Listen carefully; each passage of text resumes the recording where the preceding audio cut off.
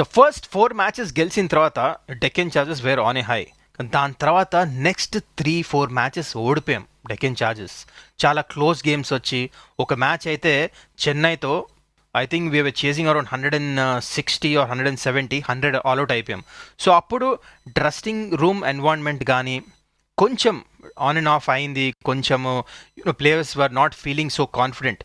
ఈ టైంలో I think మా ఫీల్డింగ్ కోచ్ మైక్ యంగ్ ఒక మీటింగ్కి పిలిచారు మొత్తం డెక్కన్ చార్జర్స్ యూనిట్ని అందరూ పిలిచి ఈ టైంలో చెప్పారు, ఒక స్ట్రాంగ్ యూనిట్, ఒక ఛాంపియన్స్ సైడ్ ఇలాంటి సిచ్యువేషన్సే తట్టుకోవాలి, ఒక ఫ్యామిలీ లాగా ఉండాలి, ఈ టైంలో యూనిట్ లాగా ఆడాలి, సెల్ఫ్ బిలీఫ్ ఉండాలి, మన స్ట్రెంగ్స్ని బ్యాక్ చేయాలి. ఎందుకంటే ఆ టైం కొంతమంది ప్లేయర్స్ కానీ కొంతమంది యాటిట్యూడ్స్ కానీ కొంచెం లూజ్ అవుతాం కనపడింది. ఆ టైంలో ఆ టీమ్ మీటింగ్ చాలా హెల్ప్ అయింది.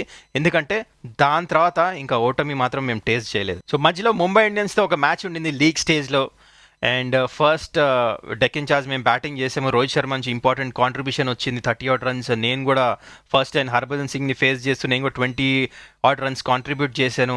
అండ్ ఈవెన్ వేణుగోపాల్ రావు, అది ఇన్ఫ్యాక్ట్ తెలుగు ప్లేయర్స్ అందరూ ఆ మ్యాచ్ బాగా పర్ఫార్మెన్స్ చేశారు. ఈ స్కోర్ సమ్ 140-150 runs. అక్కడ పిచ్ కూడా చూసుకుంటే మీరు బ్యాటింగ్ అంత అనుకూలంగా లేదు, బౌన్సీ ఉండింది, వెదర్ చాలా చల్లగా ఉండింది, ఫాస్ట్ బౌలర్స్కి చాలా హెల్ప్ఫుల్ ఉండింది. అండ్ దాని తర్వాత once we came to bowl, నాకు ఇంకా గుర్తుంది ఆ మ్యాచ్ నేను 2 వికెట్లు తీసా.